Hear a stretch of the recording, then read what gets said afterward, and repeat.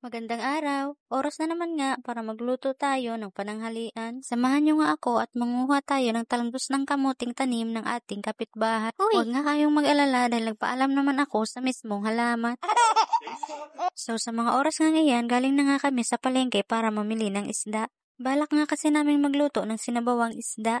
At naalala ko nga ay meron palang talbos ng kamote sa likod ng aming bahay. Meron nga rin kami dyan kakaunting tanim na gulay tulad ng talbos ng kamuting kahoy, gabi conception, gabi lang. Meron ding kaunting malunggay, saging, tulad ng latundan chino at saging na saba. Pero lahat nga yung mga halaman na nakikita nyo ay naubos nga nung dumating si Bagyong Uwan. Sayang nga naman yung mga saging kaso nga maliliit pa kaya naman hindi pa pwedeng anihin. Pero okay nga lang din dahil mabilis lang naman tumubo ang mga saging. Basta't ang importante ay ligtas tayo sa bagyo at sa anumang pagsubok ang dumating sa ating buhay.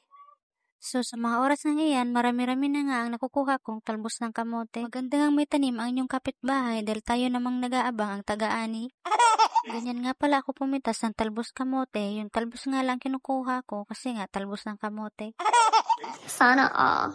O diba, okay nga lang naman tumiras sa ganitong klaseng lugar na malayo sa syudad dahil presko at sariwa yung hangin. So natapos na nga ako sa pamimitas ng ating talbos ng kamote, kaya naman oras na nga para simulan natin ang pagluluto. Alam nyo ba, kahit nga gulay at isda ay sobrang mamahal na rin ang mga presyuhan ngayon.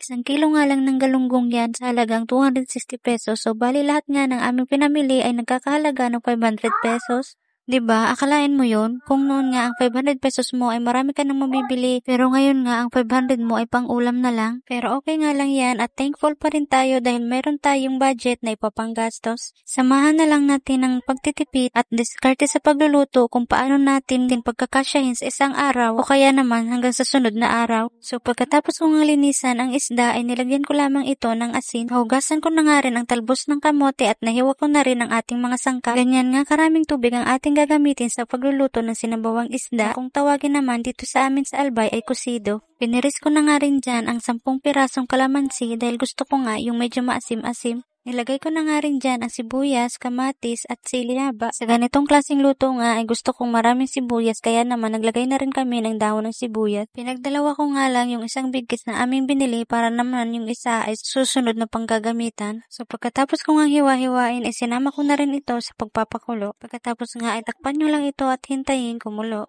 At pag okay na nga ay ilalagay na nga rin natin itong isda. Sunod naman ay ilalahok na nga rin natin itong talbos ng kamote. Sa mga oras nga iyan, hindi ko nga alam kung napasobra nga yung kuha natin ng talbos ng kamote o sadyang maliit nga lang ang ating kaldero.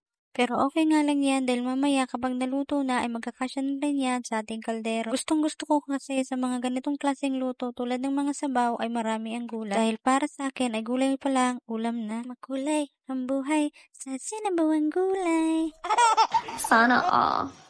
At pag okay na nga, ay tatanggalin na natin ito sa apoy at ilalagay na natin itong kalamansi. Ilalagay nga ito kapag natanggal na sa apoy para hindi mawala ang asim ng kalamansi. At dahil okay na, halika na, saluhan nyo na kami. Kain na tayo!